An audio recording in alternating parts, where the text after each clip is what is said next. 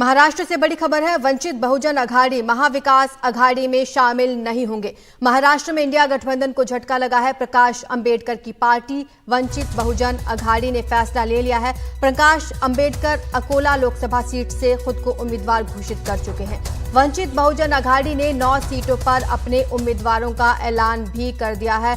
इसके पहले से ही कयास लगाए जा रहे थे, आखिरकार अब ये बात सामने आई है। वंचित बहुजन अघाड़ी महाविकास अघाड़ी में शामिल नहीं होंगी। महाराष्ट्र में इंडी गठबंधन को ये बड़ा झटका लगा है। प्रकाश अंबेडकर की पार्टी है वंचित बहुजन अघाड़ी और प्रकाश अंबेडकर ने खुद को अकोला लोकसभा सीट से उम्मीदवार घोषित कर दिया है।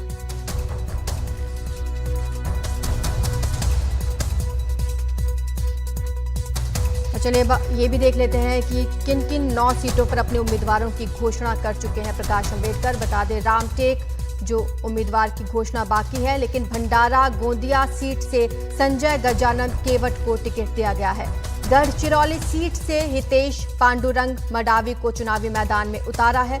चंद्रपुर से राजेश बरलूजी बेल्ले को टिकट दिया है।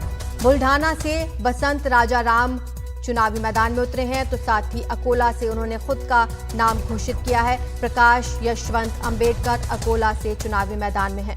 अमरावती कुमारी परजक्ता तारकेश्वर पिल्लेवन, तो वहीं वर्धा से प्रोफेसर राजेंद्र सालुंके को टिकट दिया गया है। यवतमाल सीट से खेम सिंह प्रताप राव पवार को टिकट मिला है। तो ये तमाम वो 9 सीटें जिन पर कुछ पर उम्मीदवार घोषित कर दिए गए हैं, लेकिन उन्होंने ये साफ कर दिया है कि 9 सीटों पर वो अपने ही उम्मीदवार घोषित करेंगे। ज्यादा जानकारी के लिए हमारे सहयोगी सुनील सिंह जुड़ चुके हैं। सुनील, प्रकाश अंबेडकर ने आखिरकार फैसला ले लिया, अकेले ही चलेंगे?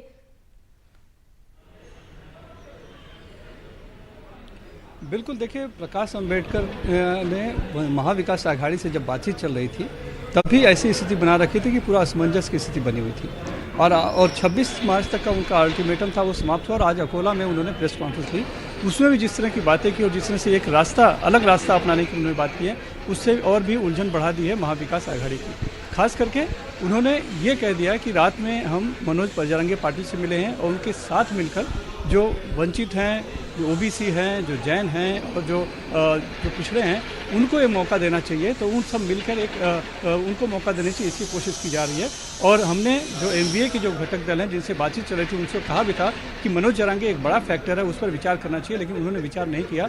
लिहाजा मैं अब जरांगे पाटिल के साथ मिलकर नया मोर्चे की तैयारी कर रहा हूँ। तो उन्होंने कहीं ना कहीं साफ कर दिया है कि महाविकास अघाड़ी से जो बात चल रही थी वो बात बनी नहीं है। और इस दौरान उन्होंने अपने 8 से 9 सीटों की उम्मीदवारी भी घोषित कर दी और खुद को भी अकोला से उम्मीदवारी जाहिर कर दी है। हालांकि एनडीए में जो बातचीत चल रही थी उसमें भी था कि अकोला सीट उन्हीं को मिलनी तय थी, लेकिन अब शिवसेना, कांग्रेस या फिर राष्ट्रवादी कांग्रेस पार्टी शरद पवार की क्या प्रतिक्रिया देती है, ये देखना बड़ा दिलचस्प होगा, क्योंकि एक तरह से उन्हें एक बड़ा झटका लगा है। और इसका इशारा कहीं ना कहीं प्रकाश अंबेडकर ने शिवाजी पार्क की उस सभा में भी दे दिया था, जब वो राहुल गांधी की न्याय यात्रा का समापन सभा थी, जिसमें उन्होंने कह दिया था कि तानाशाही के खिलाफ लड़ना है, साथ में लड़े या अकेले लड़े ये मायने नहीं रखता है। तो तभी कहीं ना कहीं लग रहा था कि उन्होंने इशारा दिया था, और अब लग रहा है कि वो एक तीसरी आघाड़ी या तीसरा रास्ता कहीं ना कहीं अपना रहे हैं। और वो जो है कि न महाविकास अघाड़ी के साथ रह पाएंगे, न तो एनडीए के खिलाफ वो पहले से बने हुए हैं। तो तीसरा रास्ता जो मनोज जरांगे के साथ मिलके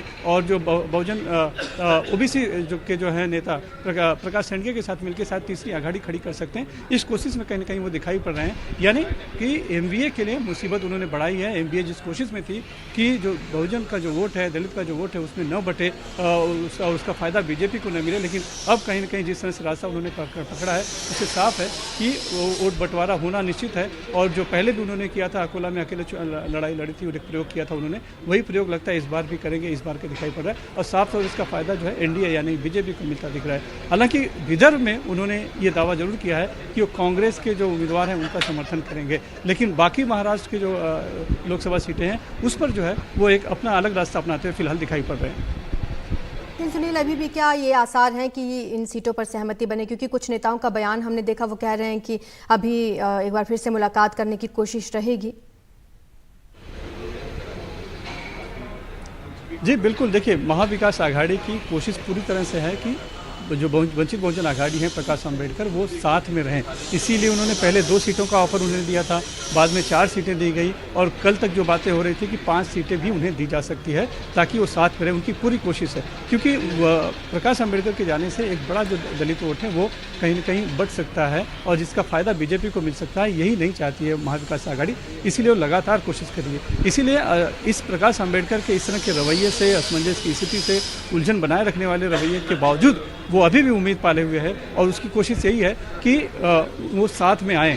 अब आगे अगर बातचीत होती है, क्योंकि 5 सीट उन्होंने पहले से छोड़ने की बात की है, तो उन सीटों पर अगर जो बात बन जाती है और बाकी सीटों से अगर जो महाविकास आघाड़ी के उम्मीदवार होंगे उनसे अगर प्रकाश अम्बेडकर अपने उम्मीदवारों की नाम वापस ले लेते हैं, तब शायद कहीं न कहीं बात बने। वह उम्मीद पे जरूर एमबीए है, लेकिन बहुत मुश्किल है। जिस तरह का रवैया रहा है प्रकाश अम्बेडकर का, उससे उम्मीद बहुत कम है कि वो फिर से उसके घटक बनेंगे या फिर बात बन पाएगी।